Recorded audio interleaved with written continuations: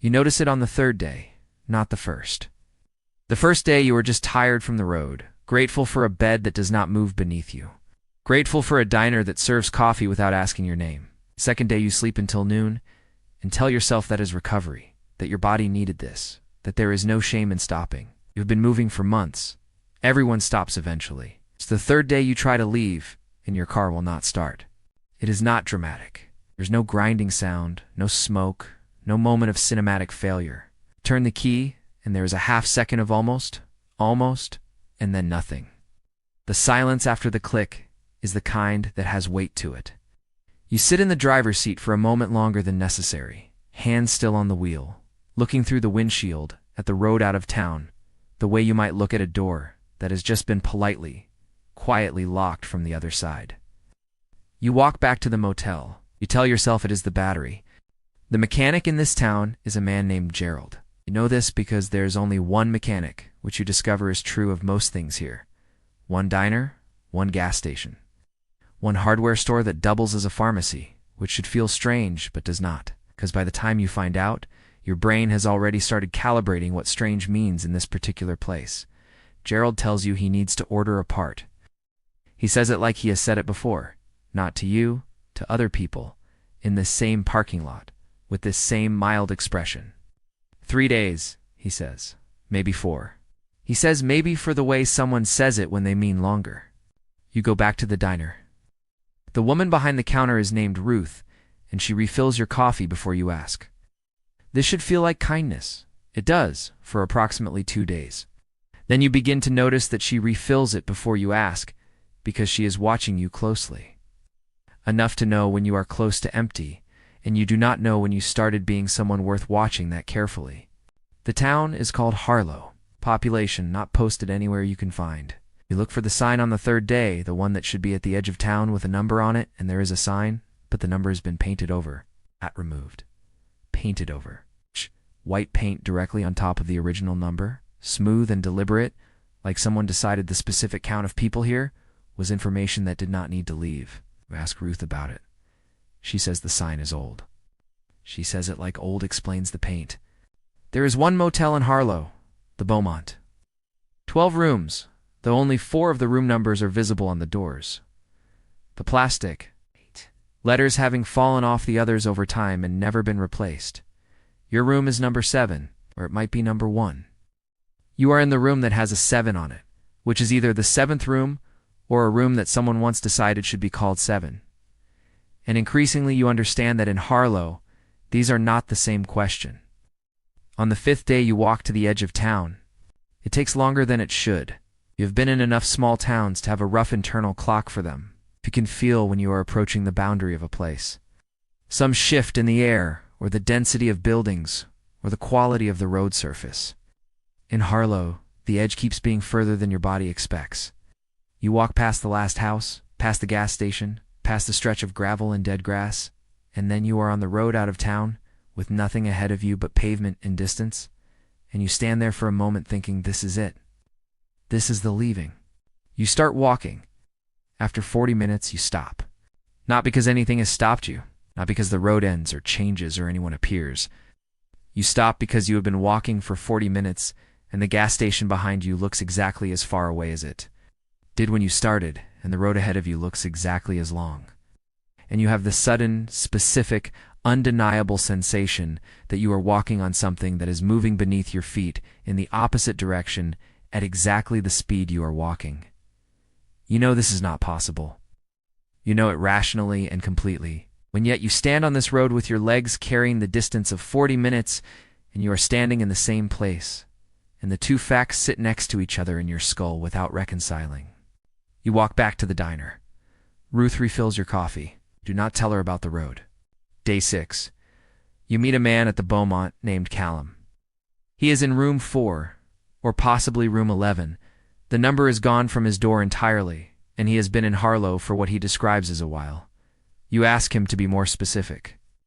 He thinks about it with genuine effort, his eyes moving the way eyes move when someone is actually calculating, and he says 6 weeks, maybe 8.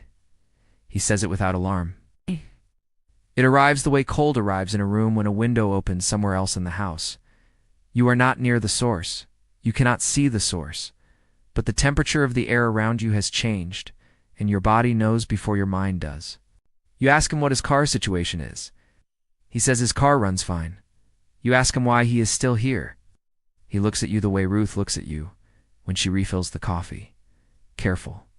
Measured, like someone who has learned to calibrate responses to a specific kind of question. He says he is waiting on something. He says it the way Gerald said maybe before. Like a sentence with a true version underneath it that has been replaced by this version through long practice. That night, you sit in your room, 7, possibly 1, and you take stock of what you know. You know that your car will not start. You know that the mechanic is waiting on a part. You know that the road out of town produces a result inconsistent with the distance you walk on it. You know that at least one other person is here longer than intended and is no longer treating that as a problem. You know that the population of Harlow is a number someone decided should not leave this place. You know that you have been here 6 days, and this is the first time you have done this inventory, and you do not know why it took you 6 days, because you are not a slow thinker. You are not someone who ignores evidence. You have been navigating your own survival for long enough to have built reliable instincts. This is the thought that arrives quietly and stays. Your instincts have been operating below their usual pitch since you got here. Not turned off, just turned down. The way you turn music down in a car when you need to find an address, except you cannot remember making that adjustment, cannot identify the moment it was made, cannot tell if you made it yourself or if it was made for you. Gerald calls. The part is not coming, he says. Supply issue. He needs to try a different supplier. He says this with the same mild steadiness. He says everything, and you realize that his voice contains no register for bad news because in Harlow, news does not arrive as bad. It arrives as information, neutral, factual. Here is the situation, and then it sits there until you find a way to absorb it into your expectations of the place. You ask if you can borrow a car. He says there are no loaner vehicles. You ask if anyone in town would drive you to the next city? He says most people do not make that drive. You ask why? He says the road gets rough. The road you drove in on was smooth. You remember this specifically because you had been on genuinely rough roads in the weeks before, and you noticed the transition, the moment the surface improved, the way your body relaxed slightly when the vibration stopped. You remember thinking, the road into this place is well maintained. You thought it was a good sign. You go back to your room, and you sit on the edge of the bed, and you place both hands flat on your knees, and you breathe through your nose the way you do when you need to stay calm, without looking like you need to stay calm. The bedspread is yellow with a pattern of small brown diamonds, and 3 of the diamonds near the pillow have faded to something closer to tan, and you stare at them for a while because sometimes the mind needs a small, meaningless detail to hold on to while it does the actual work of thinking beneath the surface. Here's what you know about places like Harlow. They exist. Not in the way people mean when they say a town is strange or unwelcoming or has a bad feeling to it. They exist in the documented, verifiable, quietly suppressed record of American geography towns that appear on maps from certain decades and then do not appear on later maps.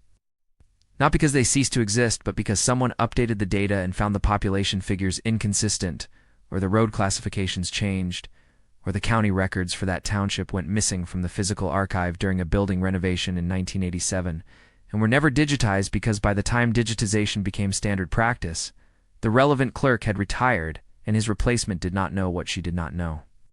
These places are not conspiracies. They are administrative gaps.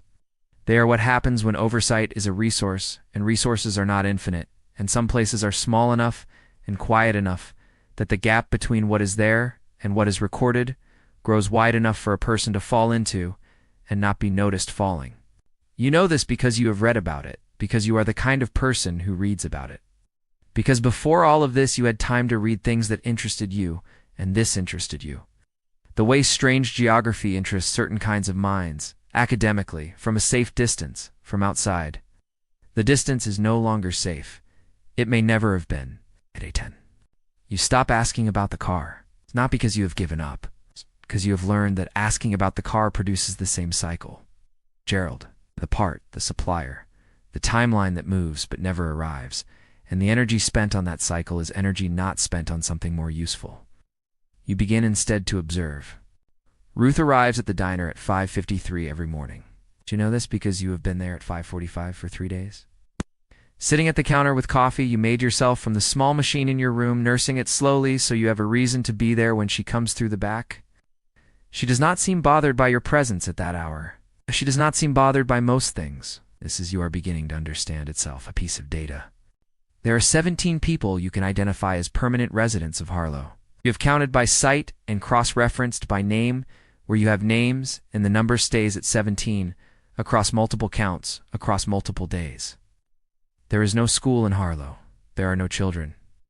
You have not seen anyone under approximately 40 years old since you arrived. We have been paying attention to this since day 7 when the absence first registered as an absence rather than a coincidence. Callum tells you on day 11 that he arrived in October. It is currently March. He says this without particular emotion, sitting on the concrete step outside room 411 with a coffee cup he holds with both hands. And the morning light catches the gray at his temples in a way that makes you wonder how much of that gray was there when he arrived in October and how much has come since. He says Harlow is not so bad once you settle in.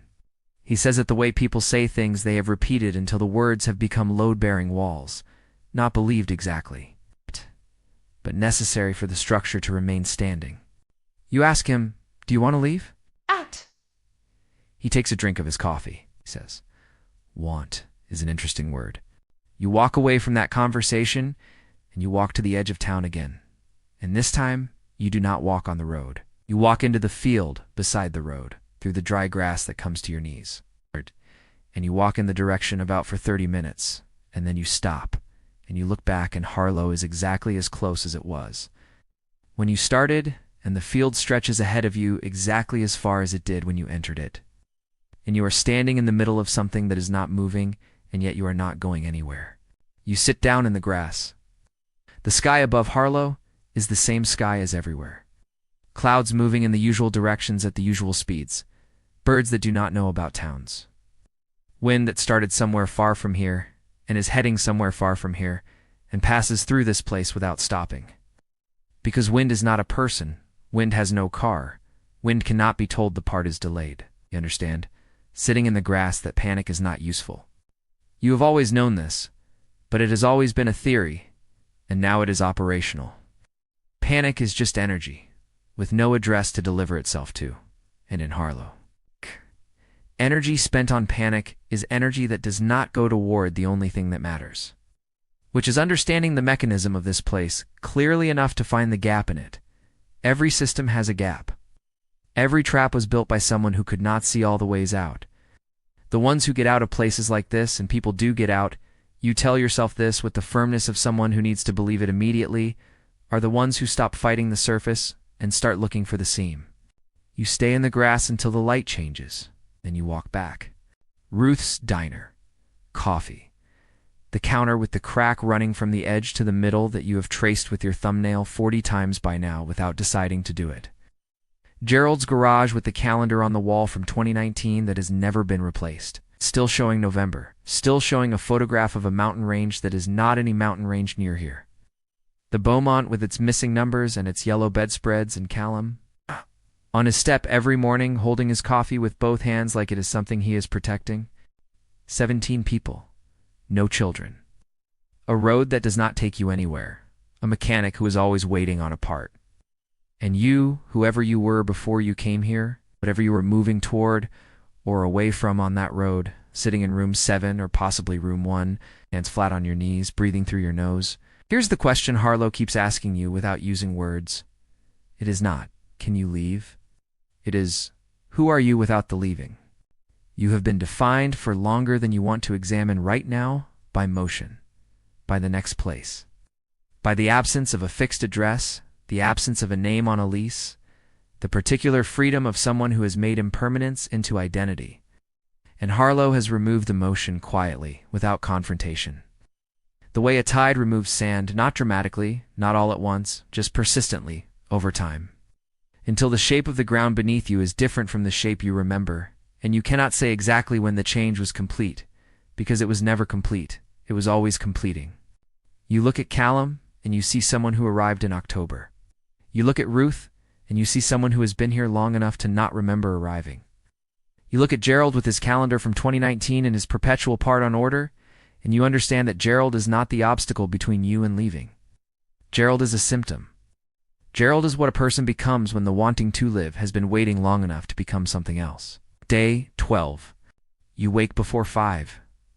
You dress in the dark. You take nothing from the room that you do not carry on your body, because bags are a declaration, and declarations in Harlow seem to produce complications. You walk to the diner. You do not go in. You stand across the road and you watch the light come on inside at 5:48. Ruth moving behind the glass, and you note the time, and you note the angle of the light, and you note the direction Ruth faces when she unlocks the front door, which is north, which means the door she came in through is on the south side of the building, which means there is an entrance you have not used yet on the south side of Ruth's diner that faces towards something other than the main road. You walk around the building. The south door opens onto a narrow road you have not been on, unpaved. Runs between the back of the diner and a stand of trees. You follow it with your eyes to where it bends and disappears. Something in your chest does something that is not quite hope yet. It is the organ of hope warming up, testing its range, not making any promises. You go back to your room. You sit on the edge of the bed. You trace the faded diamonds on the bedspread. Tomorrow, you think? Or the day after? When you know more? When you understand the angle better? When you have watched the road enough to know what watches it back? This is the other thing Harlow does to you. You recognize it now that you can name it. It teaches you to plan in small, careful increments, to not move until you are certain, to wait, to observe, to be patient, all the things that are good survival instincts, all the things that are also executed long enough, indistinguishable from staying. The refrigerator in your room makes a sound you have never consciously noticed before today. A low, cyclic hum. It has been making it for 12 days, and this is the first morning you are hearing it as a sound rather than as background. And you do not know if that means something has changed in the room or something has changed in you. You are not sure those are different questions anymore. Outside, Harlow arranges itself for another day. Gerald opens the garage. Ruth unlocks the front door. Callum appears on his step with his coffee and his carefully maintained theory that want is an interesting word.